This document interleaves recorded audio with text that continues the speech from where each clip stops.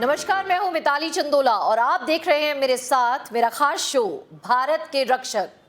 आज मैं आपकी मुलाकात कराने वाली हूं डॉक्टर गुरइकबाल सिंह सिद्धू से, जो रोहिणी डिस्ट्रिक्ट के डीसीपी हैं। सेवा, समर्पण और अनुशासन राजधानी दिल्ली के रोहिणी जिले के डीसीपी डॉक्टर जीएस सिद्धू की सफलता का मूल मंत्र है। यूपीएससी में एजीएमयूटी कैडर के पुलिस अधिकारी जीएस सिद्धू की पहली तैनाती चंडीगढ़ में एसपी के तौर पर हुई। उनकी दूरदृष्टि और कानून व्यवस्था को दुरुस्त करने की अपनी संकल्प शक्ति के दम पर उन्होंने एक अलग पहचान कायम की।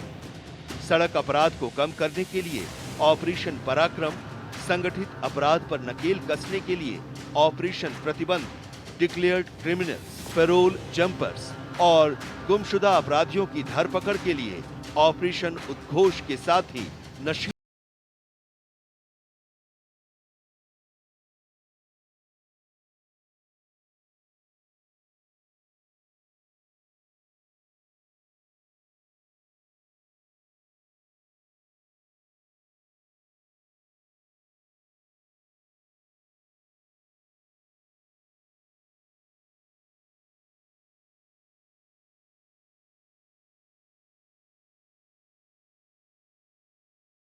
लेकिन डॉक्टर जीएस सिद्धू के जिले की कमान संभालने के बाद से इसमें काफी हद तक कमी आई है। जीएस सिद्धू के नेतृत्व में 2023 में रोहिणी जिले में 425 लुटेरों, 268 स्नैचरों, 291 ऑटो चोरों को गिरफ्त में लेने के साथ ही कई हाई प्रोफाइल मामलों को सुलझाया जा चुका है। रोहिणी जिले में वाहन चोरों पर बड़ी कार्रवाई करते हुए एंटी स्नैचिंग सेल एटीएस ने लग्जरी कार चोरों के अंतर्राज्यीय गिरोह का भंडाफोड़ किया। पुलिस पर आम लोगों के भरोसे को कायम करने और आपसी सहयोग को बढ़ाने में डॉक्टर जीएस सिद्धू का कोई सानी नहीं है। उन्होंने अलग अलग जगहों पर अहम जिम्मेदारियों को निभाते हुए इस बात को साबित किया है। अरुणाचल प्रदेश में एसपी से लेकर दिल्ली के नॉर्थ वेस्ट जिले के डीसीपी और फिर डीसीपी लाइसेंसिंग ब्रांच की जिम्मेदारी वो संभाल चुके हैं। फिलहाल वो रोहिणी जिले में कानून और व्यवस्था को मजबूत बनाने और क्राइम पर लगाम कसने में अहम भूमिका निभा रहे हैं। हमारे इस खास शो में आपका खास स्वागत है। अगर मैं रोहिणी जिले की बात करूं तो काफ़ी डेंसली पॉपुलेटेड है, बहुत सारे लोग यहाँ पर रहते हैं और हर कम्युनिटी के लोग यहाँ पर रहते हैं और कई बार बहुत कॉर्डियल रिलेशन भी देखने को मिलता है, कई बार कम्युनिटी क्लैशेस भी देखने को मिलते हैं। इस तरीके की सिचुएशंस को कैसे हैंडल करते हैं आप? इसमें मैं ये कहना चाहूँगा कि रोहिणी डिस्ट्रिक्ट जो है it is one of the largest district of Delhi police ji. और ये कई जगह डेंसली पॉपुलेटेड है डेफिनेटली, बट कुछ एरिया जो है यहाँ पे रूरल पॉपुलेशन की वजह से एरिया वहाँ पे पॉपुलेशन थोड़ी कम है, जो कंझावला बेल्ट हमारी आती है एंड जो अमन विहार प्रेम नगर बेल्ट आती है वहाँ पे मिक्स्ड पॉपुलेशन एरिया पाया जाता है हमारे। और regarding with respect to community issues, उसके रिगार्डिंग हमारे जो पुलिस स्टेशन लेवल पे, बीट स्टाफ लेवल पे और हमारे डिस्ट्रिक्ट जो पुलिस के फंक्शनिंग्स हैं उनके लेवल पे टाइम पे जो है डिफरेंट जो फेस्टिवल्स आते हैं उनमें हम जो अमन कमेटी की मीटिंग्स रेगुलर बेसिस पे करते रहते हैं, जिसकी वजह से अभी तक एज सच कोई सीरियस कोई इतना बड़ा इंसिडेंट नहीं हुआ with respect to communal issues and otherwise public का भी काफ़ी हमें सपोर्ट मिलता रहा है एंड हमारी police 24/7 always on the job. अगर यहाँ की बात करूँ, जैसे हमारे अभी पूरा डिस्कशन हुआ है तो यहाँ पर मैंने देखा बिजनेसमैन बेल्ट ज़्यादा है और जब बिजनेसमैन बेल्ट ज़्यादा रहती है तो ऐसे में जो है एक लॉ एंड ऑर्डर मेंटेन करने का सिस्टम थोड़ा सा अलग हो जाता है, बिकॉज वहाँ पर जो है कई बारी एक्सटॉर्शन की कॉल्स आ रही हैं, थ्रेट कॉल्स आ रही हैं, कई बारी लोकल गैंगस्टर्स भी जो है काफ़ी ज़्यादा एक्टिव रहते हैं। तो इस तरीके से जब चीज़ें होती हैं तो कैसे कंट्रोल किया जाता है? और यहाँ पर पर्टिकुलरली अगर बात करूँ तो किस किस तरीके की कॉल्स आती हैं, क्योंकि बिजनेसमैन के अपने एक अलग इश्यूज़ रहते हैं। इस पे मैं ये बोलना चाहूँगा कि जैसे रोहिणी जो है ये बॉर्डरिंग डिस्ट्रिक्ट है, यहाँ पे हम हरियाणा का झज्जर डिस्ट्रिक्ट है और सोनीपत डिस्ट्रिक्ट है, इसके साथ जो है रोहिणी डिस्ट्रिक्ट लगता है जी। अराउंड 10 बॉर्डर जो हमारे पिकेट्स हैं जो 24/7 हम मैन करते हैं जी। और अदर देन दैट जो प्रशांत विहार और रोहिणी जो सब डिविजन्स आती हैं यहाँ पे कुछ बिजनेस कम्युनिटीज़ लोग रहते हैं जिनके जो इंडस्ट्री एरिया जो नरेला या मुंडका साइड में उनके जो एस्टेब्लिशमेंट्स हैं और ओकेजनली कभी यहाँ पे पास्ट में ये देखा गया है कि कई बार ये पास्ट में रहा है गैंग वार से इन्फेस्टेड ये डिस्ट्रिक्ट, जी। बट कुछ टाइम से ये because all the gang members majority are in jail, तो as such gang war related तो कोई क्राइम अराउंड 2 ईयर से नहीं नोटिस में आया, बट ओकेजनली कई बार इनकी एक्सटॉर्शन कॉल्स के रिगार्डिंग हमें मिलती रही है इंफॉर्मेशन, और टाइम पे केस रजिस्टर हुए हैं और हमने with help of jail authorities हमने उनको नैप भी किया है। आपने मुझे कहा कि अभी गैंग्स का इतना देखने को नहीं मिला, लेकिन जीता जागता एग्जाम्पल है कि जेल्स में ही जो है ये गैंगस्टर्स सारी खुरापात करते हैं। चाहे आप टिल्लू ताजपुरिया वाला केस ले लीजिए और गैंगस्टर्स का ले लीजिए, कितनी बुरी तरीके से स्टैबिंग करके उनको मारा गया। एक तो वो अहम मुद्दा है ही कि किस तरीके से जेल में भी बार बार वारदातें हो रही हैं। यहाँ पे सबसे इंपॉर्टेंट चीज़ है कि सामान जो उनको उपलब्ध कराया जाता है वो बाहर से ही जाता है। जेल का अपना एक अलग ज्यूरिसडिक्शन है, लेकिन क्रिमिनल्स को सपोर्ट मिल रहा है, यानी कि जेल में जो उनका अपना नेक्सस है वो वहाँ से ऑपरेट कर रहे हैं और उनके गुर्गे जो है बाहर डिस्ट्रिक्ट में काम कर रहे हैं। इस चीज़ पर कैसे लगाम लगाई जा सकती है, क्योंकि क्राइम वो अब जेल में भी कर रहे हैं और बाहर भी कर रहे हैं। इसमें हमने जो स्पेशल स्टाफ जो हमारा है ऑपरेशन यूनिट्स एज सच, उनको स्पेशलाइज्ड टास्किंग दिया गया है। मैंने कुछ ऑपरेशन लॉन्च किए थे, ऑपरेशन पैंथर क्लॉ जिसमें कि जो एसीपी ऑप्स की जो टीम्स हैं respect to special staff narcotics और AATS जी, ये स्पेशली इवन मैंने रिसेंटली स्पेशल यूनिट्स बनाई थी एंटी ऑर्गेनाइज्ड क्राइम जी, जो इस पे लगी रहती हैं। इनके जितने भी हमें ओवरग्राउंड वर्कर्स हैं जो कि मेन तो गैंगस्टर ज़्यादातर जेल में है, बट इनके ओवरग्राउंड वर्कर्स जो है डिफरेंट डिस्ट्रिक्ट्स में पाए जाते हैं जी, जो इनके बिहाफ पे क्राइम को कमिट करते हैं जी। तो इनको एक्टिवली नैप करना, इनका सपोर्ट बेस उसको तोड़ना और फर्दर यूथ को थोड़ा मोबिलाइज करना, मोटिवेट करना, ये हमारा जो है पुलिसिंग के पार्ट में आता है। रोहिणी बहुत बड़ा डिस्ट्रिक्ट है और यहाँ का लॉ एंड ऑर्डर मेंटेन करना अपने आप में एक चैलेंज है, लेकिन एक उससे भी बड़ा चैलेंज ये है कि ये हरियाणा बॉर्डर से टच करता है। कई बार क्रिमिनल्स जो है दूसरी स्टेट में चले जाते हैं, तो किस तरीके का आपका इंटर स्टेट कोऑर्डिनेशन है हरियाणा पुलिस के साथ? और दूसरा साथ में ये भी जानना चाहूँगी कि यहाँ पे इतने बड़े बड़े गैंगस्टर्स जो हैं, जो भले ही जेल में हैं, कई जो है अब दुनिया में नहीं है, गैंग्स ऑपरेट हो रहे हैं, लेकिन उनका जो है लिंक इंटरनेशनल लेवल पर भी है। उस पर लगाम लगाने के लिए क्या करते हैं और लॉ एंड ऑर्डर मेंटेन करने के लिए आपका इंटर स्टेट कोऑर्डिनेशन किस तरीके से है? इंटर स्टेट पे हमारा, जैसे मैंने पहले बताया कि हमारा झज्जर और सोनीपत की जो पुलिस है उनके साथ रेगुलर बेसिस पे हम कॉन्टैक्ट में रहते हैं जी। डिफरेंट फेस्टिवल्स के अलावा हम जब कोई स्पेसिफिक कोई हमारी इंटर स्टेट जो मीटिंग्स होती हैं उसमें डिफरेंट स्टेट्स के पुलिस प्रमुख मिलते हैं। उसके अलावा इनफॉर्मल मीटिंग्स भी मैं जो हूँ जब से मैंने ज्वाइन किया है झज्जर पुलिस और सोनीपत के ऑफिसर्स के साथ हम इनफॉर्मल मीटिंग भी करते रहते हैं जी। और वो SHO लेवल पे, SDPO लेवल पे और DCP लेवल पे रेगुलर बेसिस पे होती है। और हमारी कोशिश रहती है कि महीने में या एटलीस्ट 2-3 मंथ्स में एक बार हम ज़रूर इनफॉर्मली मीट करें और अपना जो डाटा है across the borders with respect to criminals, कोई ऑर्गेनाइज्ड क्रिमिनल्स उनकी तरफ रहते हैं, यहाँ क्राइम कर रहे हैं या अदर वे राउंड, वो रेगुलर बेसिस पे हम शेयर करते रहते हैं।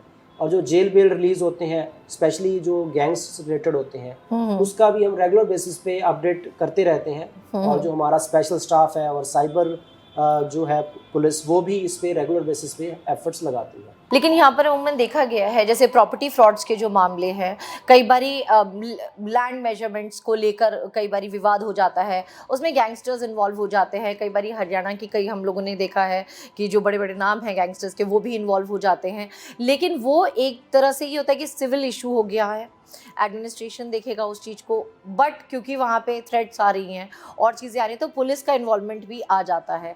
लैंड रिलेटेड इश्यूज ना हो या इस पे जो फ्रॉड्स हो रहे हैं इस पर लगाम लगाने के लिए क्या मतलब चीज़ें की जाती हैं, आप लोग की तरफ से क्या रोल होता है? क्योंकि पुलिस का जो है मेन रोल एक तरह से होता है कि मेंटेन रहे कि कोई वहाँ पर क्राइम ना हो जाए, लेकिन ये सारा का सारा देखा जाता है सिविल एडमिनिस्ट्रेशन के थ्रू। तो किस तरीके से आप लोग इसमें एक्टिवली रोल प्ले करते हैं? रोहिणी में कुछ कॉलोनियाज हैं जो अनरेगुलेटेड है, अनरजिस्टर्ड है, मतलब जिस वजह से कुछ ना कुछ दिक्कत आ जाती है with respect to land records. But जैसे मैंने बोला कि कहीं भी अगर कोई एक्टिव ऑर्गेनाइज्ड क्रिमिनल का कोई नाम आता है तो रिसेंटली हमने ये एक्शन लेना शुरू किया जो BNS में ऑर्गेनाइज्ड क्राइम के हेड में specialised petty organised crime as well as major organised crime, उसमें हमने एक्शन लेना अभी शुरू किया है और जिसमें ये सारे क्राइम वो कवर होते हैं। और हमारी कोशिश यही रहती है कि जो किंग पिन्स हैं बेसिकली उनको नैब किया जाए, उनको केस में जब हम पार्टी बनाते हैं तो इस सारे क्राइम पे काफ़ी रोक करने में हेल्प मिलती है। यहाँ पे सबसे इम्पॉर्टेंट चीज़ आपसे पूछना चाहूँगी मैं, सबसे पहले स्टार्ट करते हैं बच्चों से। यहाँ पे काफ़ी ज़्यादा तादाद में स्कूल्स भी हैं और अमूमन मैंने देखा है कि बच्चे बड़े सॉफ्ट टारगेट होते हैं और कई बारी ड्रग पेडलर्स वगैरह और भी एंटी सोशल एलिमेंट्स वो बच्चों को टारगेट करने की कोशिश करते हैं। और आपको पता है ड्रगिंग अगर एक बार बच्चा उसमें पड़ जाए तो फिर वो बहुत बड़ी बड़ी इश्यूज हो जाते हैं। आपके खुद के डिस्ट्रिक्ट में किडनैपिंग का भी केस आया था, ड्रग पेडलिंग, उसके बारे में जानना चाहूँगी। और एक जो युवा पीढ़ी है हमारी, वो इसकी गिरफ्त में ना आए, उसके लिए पुलिस क्या कदम उठा रही है? इसमें हम एक ऑपरेशन कवच नाम से जो दिल्ली पुलिस का ऑपरेशन है उसको जी। रोहिणी डिस्ट्रिक्ट में भी एग्रेसिवली उसको हम इम्प्लीमेंट हम कर रहे हैं शुरू से ही। जी एंड जो जैसा मैंने बताया कि ऑपरेशन प्रतिबंध आ गया जिसमें हम गैम्बलिंग एंड एक्साइज के रिगार्डिंग एक्शन ले रहे हैं। जी और specially with respect to schools के बारे में मैं बोलूँगा कि स्कूल के आसपास जब हमें कोई किसी किस्म की या तो प्रोएक्टिवली हम कोशिश करते हैं कि वहाँ पे बीट स्टाफ या पुलिस स्टेशन का staff as well as narcotics की स्टाफ की भी हम डिप्लॉय करते हैं जब भी कोई मेरे को इन्फॉर्मेशन मिलती है।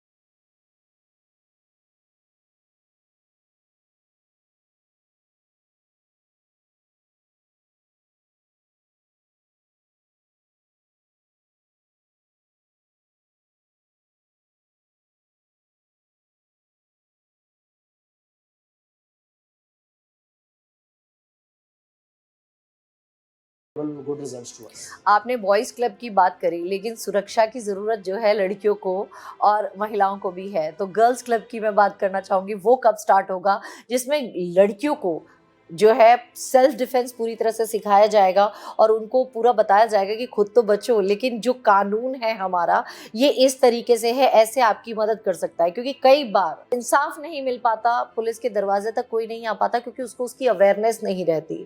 और अब तो फिर भी बहुत बड़े बड़े चेंजेस आ गए हैं क्योंकि हमारा पूरा लॉ चेंज हुआ है, अब भारतीय न्याय संहिता आई है, नई चीज़ें हैं। तो आप गर्ल्स को पर्टिकुलरली लेकर किस तरीके से कदम उठा रहे हैं? गर्ल्स के रिगार्डिंग हम रेगुलर बेसिस पे हमारी जो स्पेशलाइज्ड जुवेनाइल पुलिस यूनिट है जी। एंड CAW सेल है उसमें हमारे डेडिकेटेड जो स्टाफ है रेगुलर बेसिस पे स्कूल कॉलेजेस में जाके self defence training programmes conduct करवाते हैं। जी और इसके अलावा हमारे ऑपरेशन निर्भीक और Himmat plus app and other many other with respect to women centric जो प्रोग्राम्स हैं और ऐप्स हैं उसको हम ज़्यादा से ज़्यादा लोगों को अवेयर करवाते हैं। जी एंड आई मेक श्योर कि जो भी वुमेन रिलेटेड या चाइल्ड रिलेटेड कोई भी क्राइम आता है मेरे नोटिस में, इमीडिएटली उस पर एक्शन हो और इमीडिएटली उनको जो पब्लिक हो at least they should feel safe कि police is listening to them. तो आई एंश्योर कि जो भी मेरे डिस्ट्रिक्ट के चाहे पुलिस स्टेशन लेवल पे हैं या सब डिवीज़न लेवल पे हैं या बीट लेवल पे है, स्टाफ इतना मोटिवेट रहे कि वो इमीडिएटली वो उस कॉल को या केस को इमीडिएटली उस पर एक्ट करें। यहाँ पर मैं बात करना चाहूँगी कि ये तो हमने बच्चों की बात करी थी, यहाँ पे ह्यूमन ट्रैफिकिंग के केसेस भी हैं। बेगमपुर वाला जो मामला था वो सबको पता ही है। तो एग्जैक्टली वो पूरा किस तरीके का मामला था, क्या मॉडस फ्रेंडली अपनाई गई थी और किस तरीके से पुलिस ने उसको क्रैक डाउन किया? हमारे नोटिस में एक बेगमपुर में एक मैटर आया था जिसमें कि पता चला कि किसी शख्स ने एक रूम रेंट पे लेके बेगमपुर में जी वहाँ पे एक बच्चे को लेकर आया हुआ, एक कुछ लेडीज भी थी और एक बच्चा था, नवजात शिशु। जी और उसके बारे में जब हमें इंफॉर्मेशन मिली तो क्वेश्चनिंग करने पे पता चला कि जो बच्चा था वो पंजाब से लेकर आए थे, वो प्रॉपरली उसका जवाब नहीं दे पा रहे थे। जी फर्दर जब हमने इन्वेस्टिगेशन किया तो पता चला कि ये एक ह्यूमन ट्रैफिकिंग जो गैंग था जो ऑपरेट कर रहा था, जी जो कि दिल्ली, पंजाब, यूपी और अदर स्टेट्स में एक्टिव था। तो इनके हमने एक्टिव मेंबर्स हमने पकड़े और बच्चे रिकवर भी किए हमने। जी और फर्दर इसके बाद CBI ऑल्सो मतलब कि registered the case with respect to the same एंड उन्होंने भी आगे एक्शन लिया। सर, रोहिणी जितना डेंसली पॉपुलेटेड एरिया है, एक समस्या है जो मेरे दफ्तर में भी होती है, आपके भी सर्कल में हुई होगी और आपके पास तमाम तरीके की कंप्लेंट्स आई होंगी। लोगों की बाइक चोरी हो जाती है, ऑटो लिफ्टिंग होती रहती है, कार्स चोरी हो जाती हैं। अब पुलिस के ऊपर बहुत सारा बर्डन रहता है, लेकिन जिसका सामान चोरी होता है वो बेचारा बहुत परेशान हो जाता है। जब इस तरीके के केसेस आते हैं तो पुलिस एक्टिवली क्या काम करती है? क्योंकि अमूमन देखा जाता है कि जैसे ही गाड़ी चोरी हो रही है वो एक पर्टिकुलर इनके सेंटर्स है वहाँ पहुँचती है विद इन फ्यू मिनट्स, और उसके बाद गाड़ी कटती है और फिर नामो निशान एक तरह से ख़त्म हो जाता है। तो आपके यहाँ पर किस तरीके से इन केसेस को डील किया जा रहा है और ऐसी घटना घटित ना हो उसके लिए क्या प्रयास किए जा रहे हैं? हमने जो AATS हमारी anti auto theft squad team है, जी। इसमें हमने डेडिकेटेड टीम्स इसमें लगाई हैं और हमने काफ़ी पुलिस स्टेशन की टीम्स प्लस AATS की टीम ने जॉइंट एफर्ट से हमने रिसेंटली 3 अलग अलग केसेस में हमने इंटरस्टेट जो है व्हीकल लिफ्टर्स के गैंग को भी बस्ट किया है, जी। इसमें 2 व्हीलर और लग्जरी 4 व्हीलर गाड़ियाँ भी शामिल थी। जी। और इनका जो मैं यही बोलूँगा कि बेसिकली इसको बचने के लिए हमें ऑलवेज बेटर कि इसको प्रिवेंट कैसे किया जाए, हमारी ये कोशिश रहती है। तो जितनी भी हाई फुटफॉल एरियाज़ रहते हैं, चाहे वो कॉलेजेस हों, हॉस्पिटल्स हों या मेट्रो स्टेशंस हों या बस स्टैंड, बस स्टॉप्स वगैरह हों, हमारी कोशिश रहती है कि जो जो अनअटेंडेड व्हीकल्स हैं इमीडिएटली उसको सीज़ किया जाए, अनअटेंडेड व्हीकल को। फेस्टिवल्स आ रहे हैं तो लोग जो है बड़ी शांति से फेस्टिवल्स बनाते हैं, लेकिन पुलिस का काम तो फेस्टिवल आने से कई महीनों पहले शुरू हो जाता है। मैं आपसे यहाँ पर जानना चाहूँगी कि किस तरीके की प्रिपरेशंस चल रही हैं आपकी तरफ से, क्योंकि अब आने वाला जो मंथ है उसमें तमाम तरीके के हमारे सारे फेस्टिवल्स हैं। हमारे रोहिणी में जो फेस्टिवल्स के रिगार्डिंग हमारा जो स्टाफ है, स्पेशली हम डेडिकेटेड सेल्स हमने बनाए हुए हैं विद रिस्पेक्ट टू अभी रामलीला आने वाली है, दशहरा एंड अभी गणेश विसर्जन फेस्टिवल जैसे शुरू होगा जैसे, तो इसमें हमने डेडिकेटेड सेल्स बना के स्टाफ लगाया हुआ है जो विद रिस्पेक्ट टू जितना भी कोई ऑर्गेनाइजर्स हैं which wish to conduct the different programmes, वो टाइमली ताकि वो अपनी वेरिफिकेशन करवा पाएँ, क्लियरेंस ले पाएँ, ताकि उनको कोई दिक्कत ना आए। हमारी तरफ से यही कोशिश रहती है कि लास्ट मिनट पे किसी को अननेसेसरली कोई हर्डल्स फेस ना करने पड़े। कम्युनल फाइट्स ना हो यहाँ पर, क्योंकि यहाँ पे दोनों ही कम्युनिटी है और फेस्टिवल्स के टाइम पे ऐसी चीज़ें देखने को मिलती हैं और इतिहास गवाह है कि ऐसे जो कई केसेस हैं वो सुर्खियाँ भी बने हैं। उस पर किस तरीके से कंट्रोल करते हैं?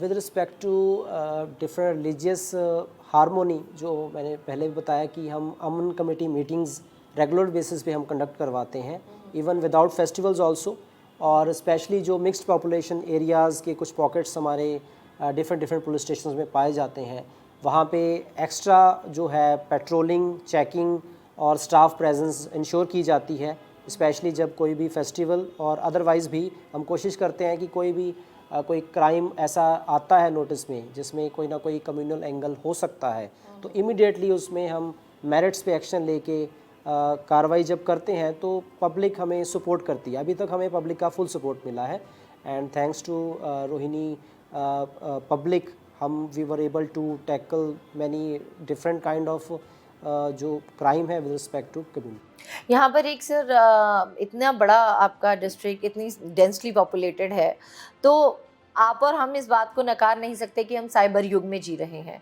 और आए दिन साइबर फ्रॉड्स हो रहे हैं, नई नई मॉडस ट्रेंडी अपनाई जा रही है और मेरा ये मानना है कि internet never forgets and never forgives.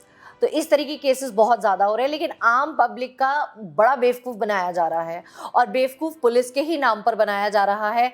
लोगों को कॉल्स आती हैं व्हाट्सएप पे, एक बाकायदा नोटिस भी भेज दिया जाता है, उसमें दिल्ली पुलिस का लोगो लगा रहेगा, ACP के सिग्नेचर होंगे, कई बार DCP का, तो वो पूरा एक तरह से फैब्रिकेटेड रहता है। लेकिन कई लोग इसके ट्रैप में आ जाते हैं, जो अवेयर हैं वो तो फिर भी खुद को प्रोटेक्ट करेंगे, लेकिन कई लोग ट्रैप में आ जाते हैं। कई कॉल्स भी की जाती हैं, इवन आपके डिस्ट्रिक्ट में भी ऐसे मामले हुए हैं कि पुलिस के नाम से ही कॉल जा रहा है कि भाई आपके खानदान में आपके बेटा रेप केस में फंस गया है या ड्रगिंग के केस में है। ऐसे में एक पैनिक का माहौल हो जाता है, इंसान होपलेस हो जाता है, कई लोग पैसे दे देते हैं और कई लोग जो है शर्मा शर्मी में पुलिस तक नहीं आते, गलत कदम उठा लेते हैं।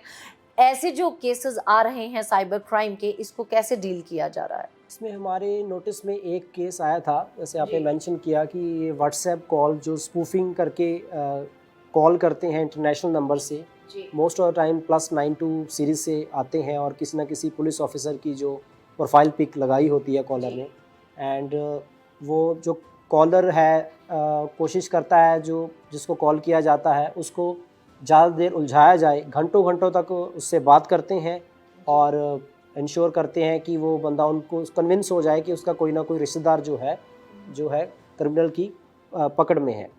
तो ऐसा एक हमारे केस नोटिस में आया था जिसमें हमने इमीडिएटली एक्शन लिया और एमपी बेस्ड हमने उस गैंग को बस्ट किया था। और इस पे हमारी लगातार कोशिश रहती है कि पब्लिक को अवेयर करवाया जाए कि no need to panic first, कि जो भी पुलिस है वो अपने लॉ के दायरे में रह के ही काम करेगी। अगर कोई पुलिस वाला बन के कोई फिक्टिशियस कॉल कर रहा है, फेक कॉल, तो इट इज़ ऑलवेज़ बेटर कि डॉक्यूमेंटेशन पॉइंट ऑफ व्यू से उससे एटलीस्ट पूछा जाए कि क्या क्या एग्जैक्ट डॉक्यूमेंट्स क्या क्या हैं और उसको पहले वेरीफाई कर लिया जाए।